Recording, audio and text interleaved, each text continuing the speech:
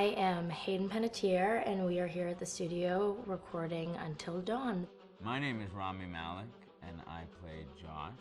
My name is Megan Martin. My name is Brett Dalton. My name is Antonella Lentini, and I played Hannah and Beth. My name is Jordan Fisher, and I play the character Matthew, Matt for short. I'm Nicole Bloom, and I play Emily in the game.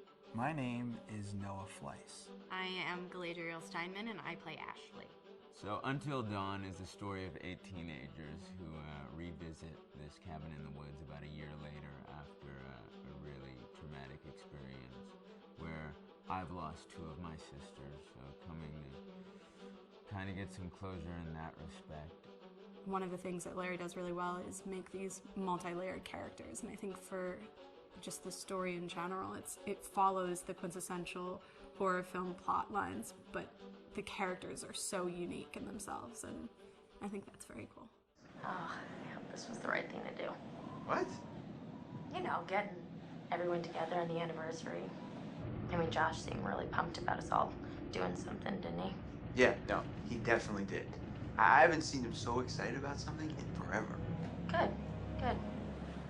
Sam and I have a few things in common, such as being huge lovers of animals, and she's a huge animal lover. She's vegan. She is a pacifist. I'm not quite sure if I'm gonna go as far as saying that I'm a pacifist, but she's spunky and cool. I know that she, I think, is made fun of a little bit by the rest of them who think that her morals and her beliefs in that area are a little ridiculous and they don't agree with them, but she doesn't care. It doesn't stop her from being herself, and that's something that I hope I have in common with her. You know, he definitely can be depressed at some times and a bit of a loner, but he takes some solace in one of his sister's friends, Sam, played by Hayden Panettiere, and invites everybody back to the same house the next year to kind of find some closure. Jessica she has a whole lot of personality. She is definitely the sort of mean girl character that, you know, at school she knows she's pretty, she knows that boys like her, and she's gonna use it to her advantage. He's got a big heart, and you can tell that that's very evident, especially how he treats his girlfriend, Emily, and you know, he's kind of a meathead, but in the best way possible. She really knows what she wants, and she manages to get that from whomever it is, whether it be Matt or Mike. You know, she's really driven, and I can definitely relate to that. My character is Chris, and he is what society might consider the nerd of the group, and he kind of embraces it.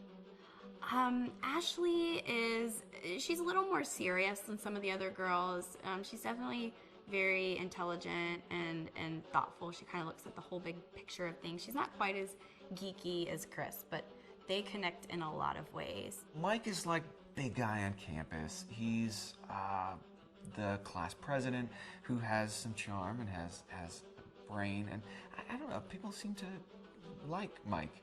He gets away with a lot though. He can be kind of jerky. The fact that he really just kind of wants everyone to be happy, and he's a people pleaser, and I can definitely attest to being, you know, that guy. I'm always the friend that wants everybody to be happy and wants everybody to be taken care of, and that's definitely Matt. But also, like, this character is just so fun. I rarely get to play the bitch, and so it was really fun to do that. The spirit of things, seriously, what's wrong with you? I'm just trying to lighten the mood, Em. Don't be like that. Like what? The way you're being. You always get like this. I just think this is just the coolest thing to be a part of, and I just think it's going to take the world by storm. I really do. I think this genre is the wave of the future, and I think that once people see the potential behind it, of getting to interact with the drama that you're witnessing unfold in such a realistic way, that this is how entertainment's going to be from now on.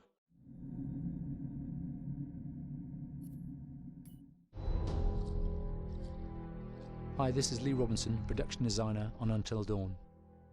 The production design for Until Dawn started with the great teen horror script that sets the characters in a Canadian winter mountain lodge, being a contemporary setting with visual clues derived from classic films of that genre, such as Hitchcock's Psycho and Stanley Kubrick's Shining. The storyboards are vital to the production design, as it allows the designer to understand the scale of the environments to be made and the detail that would be seen to create the atmosphere of a horror. This took us into concepts that took these storyboards further, visualizing the world through the color palette, the lighting, tone and the mood, and developing key locations such as the lodge, the cable car stations, the forests themselves, the wilderness. As you can see, the environments and atmospheres change quite a bit from warm and inviting to cold and threatening.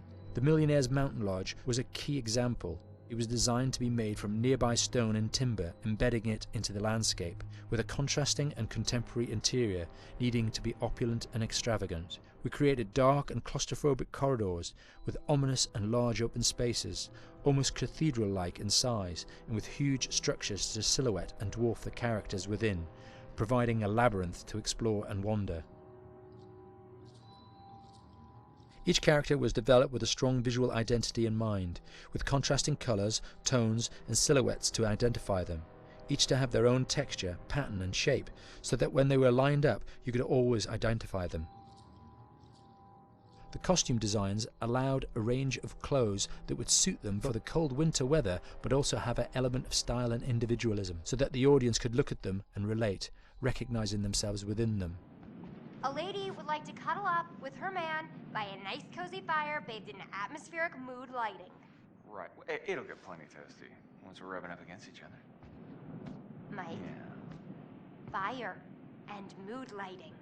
Yes. Working with the lighting artists, we really brought the look and feel of the world together, and this required a thorough understanding of the visual language of teen horror.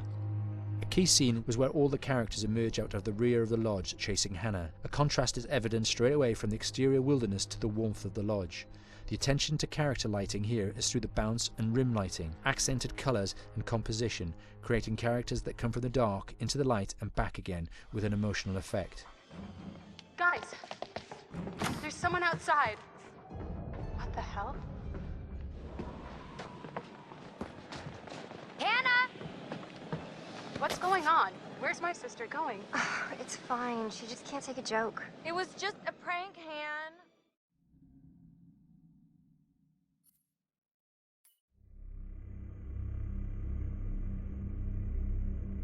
Until Dawn is a game that's full of horror, and one of the things we decided to do early on was to take a scientific approach to how scary it was. So we did experiments on people and we measured their responses to the game. We've created a test area. It's as close to a home setup as we can get it. We've recruited ordinary people to play the game and we've left them to play it on their own. You're turning the light off.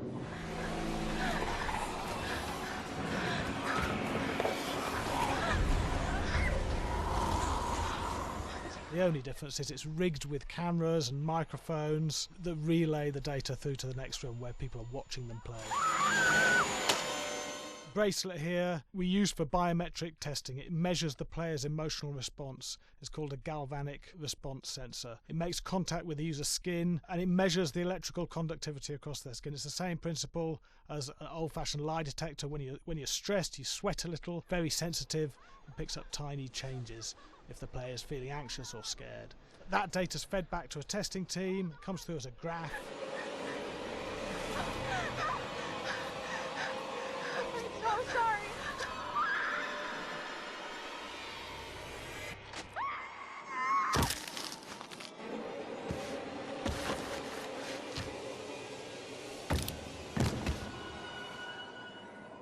There's no point testing one or two people, you have to test a lot of people. What's your step?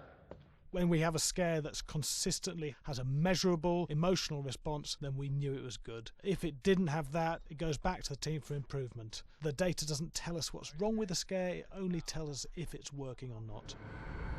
Wait, okay, so you hear that too, right? Josh. Here we have a chapter relatively early in the game. Weirdly regular.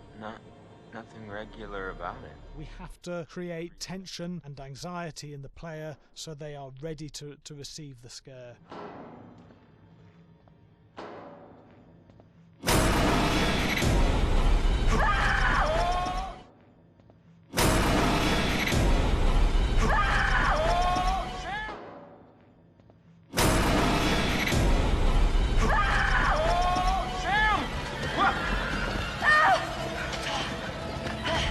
Give the player time to recover, to cool down, to calm down, and then start building the tension again before we do the next scare.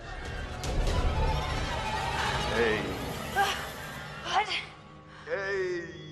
What the hell? Boom. You just got mumped.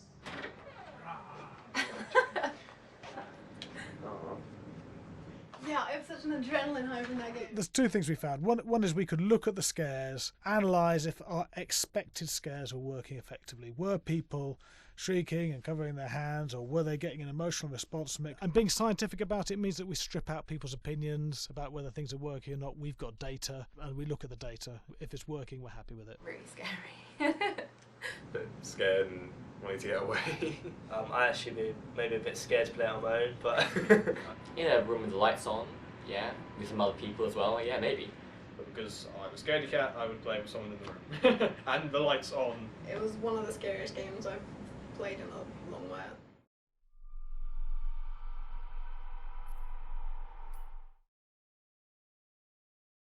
Hi, Larry. Hey, Graham. Hi, my name is Graham Resnick. I'm a filmmaker, writer, director, sound designer, and I started working with Larry Fessenden about 10, 15 years ago through my friend Ty West, who I grew up with, and have done a lot of sound design with on his films. And he was producing Ty's films at the time, and Ty introduced me to Larry. Larry produced my first feature, and we've written together on several projects. My name is Larry Fessenden. I'm a filmmaker. I run Glass Eye Picks, which is an independent production company out of New York. We make indie movies, a lot of scary movies as well. And I got a call to audition to write this video game. And I called my pal Graham Resnick because Graham is a gamer. And while I thought I could offer something to the idea of writing this multi-branching story, I knew that I would want Graham's expertise as a lover of gameplay, since I guess games were started. So and just as a lover. And as a lover, yes. Which is why there's so many sex jokes in the game. There was one Italian website that did say the Larry that's Fessenden right. and Graham Resnick, the two lovers behind Until Dawn. Come here. Maybe I know how to handle you too. I am definitely ready to be handled. So I wanted Graham by my side. Yeah, and we got the gig, and it's been an amazing ride. Oh, hell yeah. Oh my god. She's taking her shirt off. What? Oh my god. Matt, what are you doing here? Hannah. I'm sorry, Hannah. This all got Don't out of mind, hand, just but... So in the game, the basic setup is that a year prior to the game's start, all these kids had gone up to a ski lodge that was owned by the parents of one of the kids, or a couple of the kids, and some of the teenagers played a prank on some of the other teenagers, and a terrible tragedy occurred when a few of them, two sisters, ran out into a blizzard, and were never seen from again.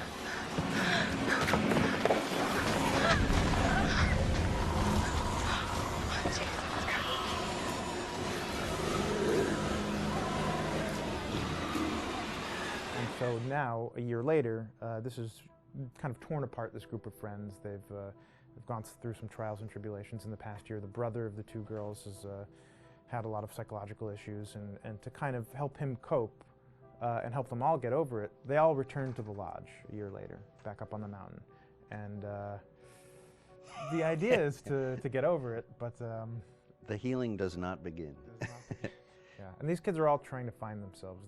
They've been through a trauma, but in general, they're just teenagers trying to figure out who they are. So they're all kind of falling into the patterns, the stereotypes, the characters they see on TV and in the movies.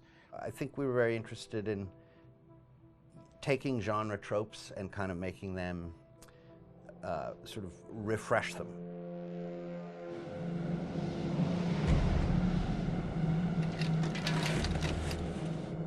Hey, did you see that? Dad said it'd just be us this weekend. We're familiar with how slasher movies work. Most people have seen some horror movies, and we have established notions and preconceptions about the roles of the players in horror movies and how they talk and how they get killed and how they have sex. And to bring you into the game that way and then subvert a lot of those expectations was kind of our goal. They're haunted by some incident that happened in their past, which I think you pretty much figure out that that's going to have a role in their interaction. Yeah, so I think what was fun was we take some sort of stock characters and we try to give them some shape, but at least at the beginning they're recognizable in the way of groups of friends. There's, you know, the jock and the bitchy girl and the rivalries between everyone. And oh my gosh, and really fun characters too. Like we just had so much fun living in the minds of these characters through writing the script. What do you think? Jesus! You know, it was fun. I think we were looking to get that kind of banter that you see both in movies, but also that you absolutely have with friends, and sort of those inside jokes.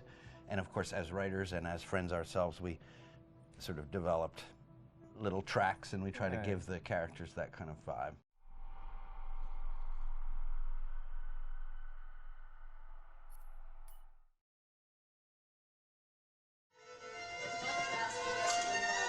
Yeah, fast and violent.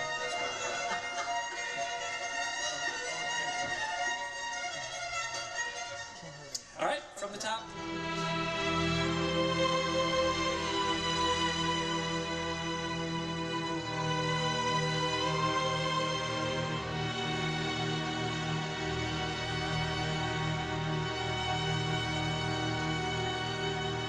My name is Jason Graves, and I'm the composer for Until Dawn.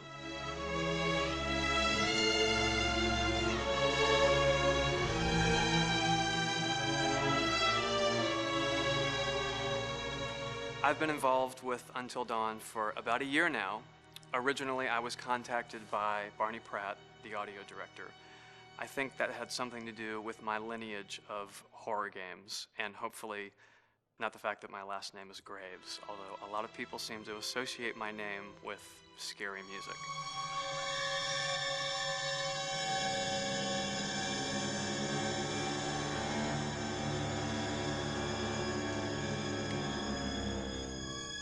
One of the things that was really exciting about working with Barney and the team at Supermassive is they really wanted something unique for the music. They wanted the music to stand out and be a character on its own in the game.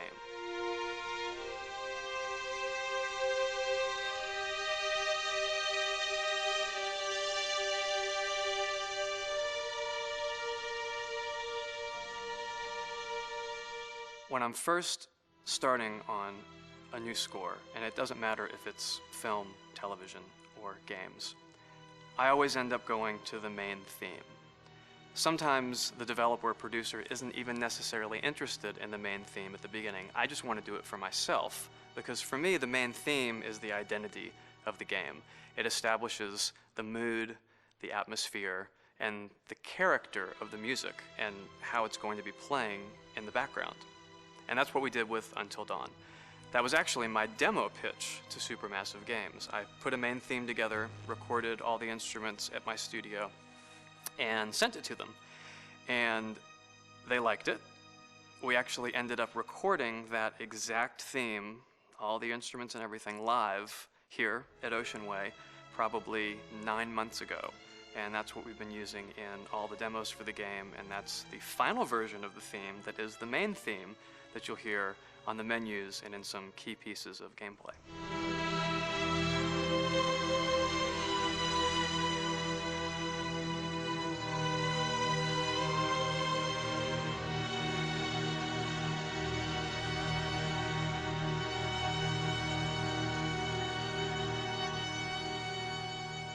I seem to have made a name for myself in horror. And there's something about scary music, I think it's maybe the lack of rules, The biggest rule in scary music is there are no rules, so you can do anything you want, and actually, if you end up doing things that don't feel like they would work out together, they kind of clash, and it ends up being even more effective for scary music.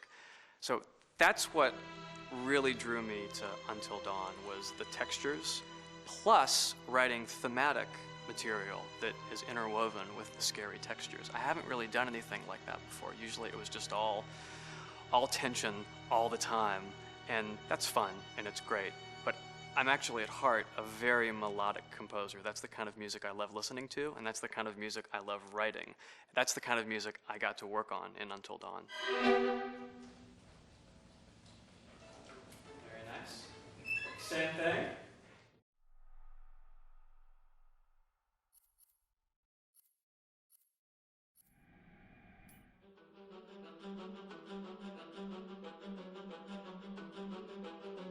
My name is Will Biles, Executive Creative Director of Until Dawn.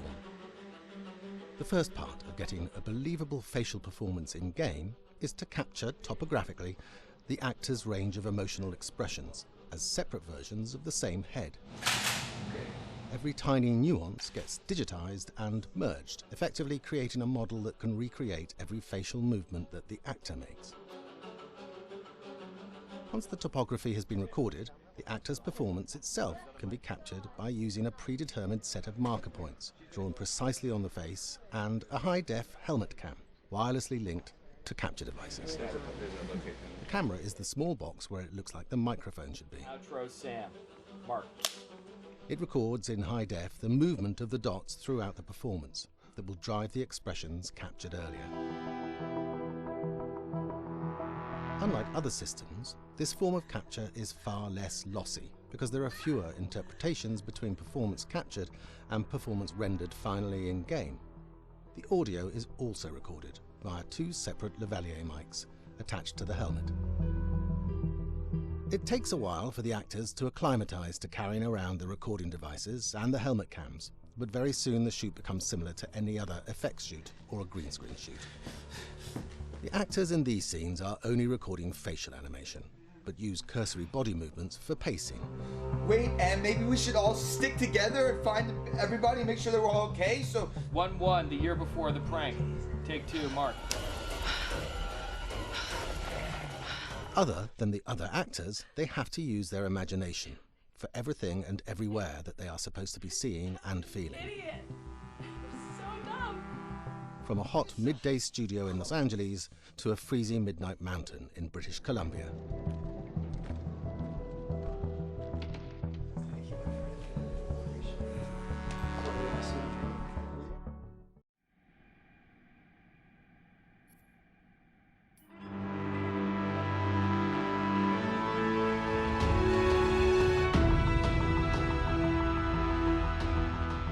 Until Dawn has a dynamic, ever-changing story, the facial performances and the body performances are recorded separately with different systems.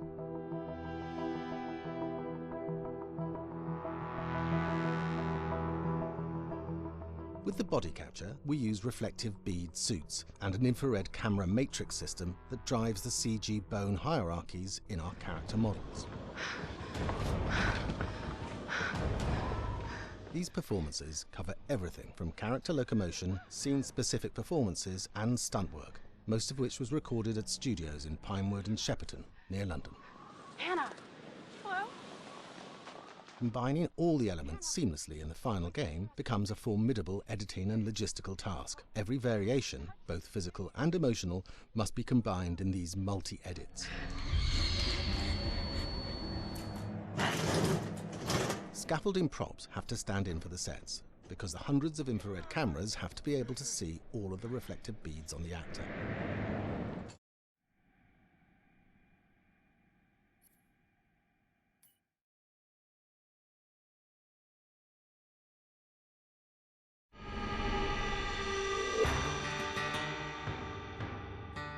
America's Northwoods border region. Within this land of 10,000 lakes and miles of dense timber, a hideous creature is believed to lurk. The North Woods is probably one of the last frontiers in America. There's still a lot of places in this area that hasn't been set foot by man. Monsters and mysteries exist here because it is remote.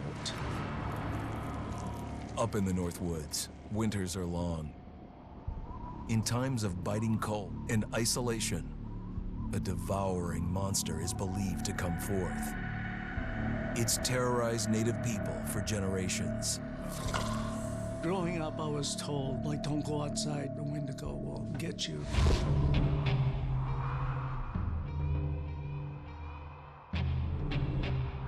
Among the traditions of the northern Algonquin tribes is the Wendigo, a monster that can seize hold of a person to carry out its hunger for human flesh.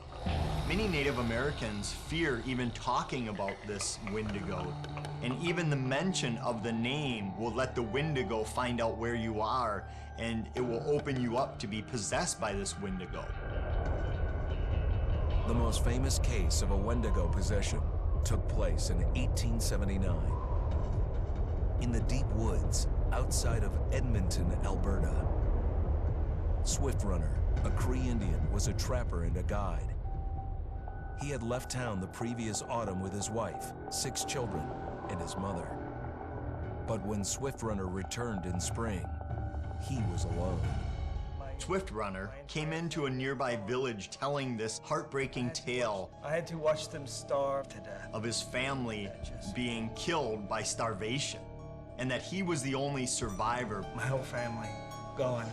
It wasn't hard to understand a family falling victim to a brutal winter. To even not. Yet something was suspicious about Swift Runner. He was a strapping man, and he came into town weighing over 200 pounds. It didn't look like somebody who had just weathered a terrible winter. He wasn't malnourished, didn't look like he was starving. He looked healthier than ever. After a few nights, it became clear that something was wrong. He started having night terrors, screaming in his sleep. I am the Wendigo! Villagers alerted the police. Swift Runner actually guided them back to his winter cabin. When they got there, that's when they saw the true horror.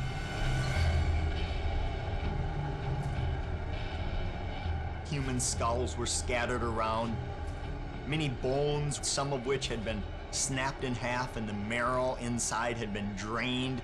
They had never seen anything like it. Swift Runner had killed his entire family, shooting them, hitting them with an axe, strangling, and then eating most of their bodies.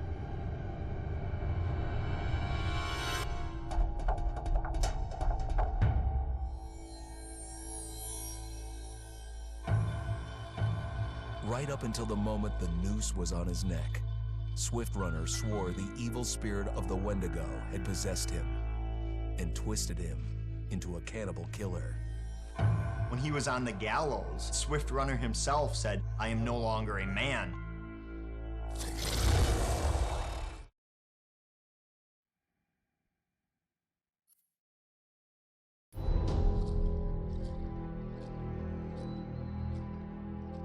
Just move over there. Go on, move. Let me say what I came to say. I'm here to tell you what you're up against being back on this mountain. You should never have returned. I don't know why you did after what happened last year. You mean with Hannah and Beth? Yeah, how could you know without being involved? I don't take kindly to you kids coming up here to my mountain. Your mountain. The mountain don't belong to me, it's true. But it don't belong to the Washingtons. This mountain belongs to the Wendigo. Hi, this is Lee Robinson, production designer at Supermassive Games. Understanding the ancient myths of the Wendigo was key for their development that helped the visual look. Through sketches and concepts, these elements were visualized, such as eyes being milky, almost dead, with loss of lips and eyelids due to frostbite, fangs growing and arms and legs getting longer, with skin hardening and thickening to look snarling and menacing, yet withered and lean. What the hell was that? Another fucking piece of... Fingers and toenails extending like claws, allowing them to climb effortlessly. We made them look gaunt and weathered, and having ragged remains of clothes they wore. Blood-stained and rotten, with patches of hair still remaining, they retained strong skeletal limbs, which enable them to be agile and quick through the environment. Where are you? My name is Jamie Gallipo, animation director at Supermassive.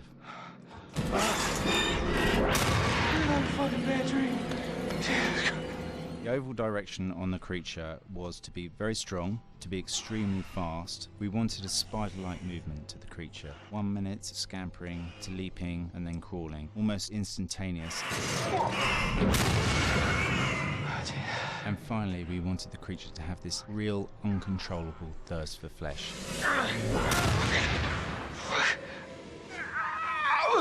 From a sound design perspective, the Wendigo is a real challenge. For the main vocalisations of the Wendigo, we used our own vocalisations, various different animals from the exotic to the farmyard, various plugins and processes to gel these sounds together and keep a human resonance behind that voice, telling the backstory of the Wendigo.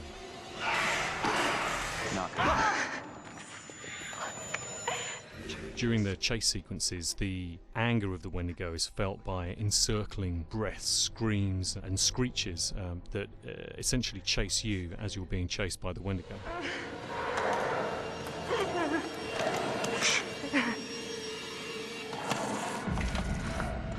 We would layer them up in a multitude of layers, sometimes 15, 20 sounds playing at the same time, to build up the vocalizations for this fearsome creature which is always in attack mode, hyperactive and chasing you throughout the game.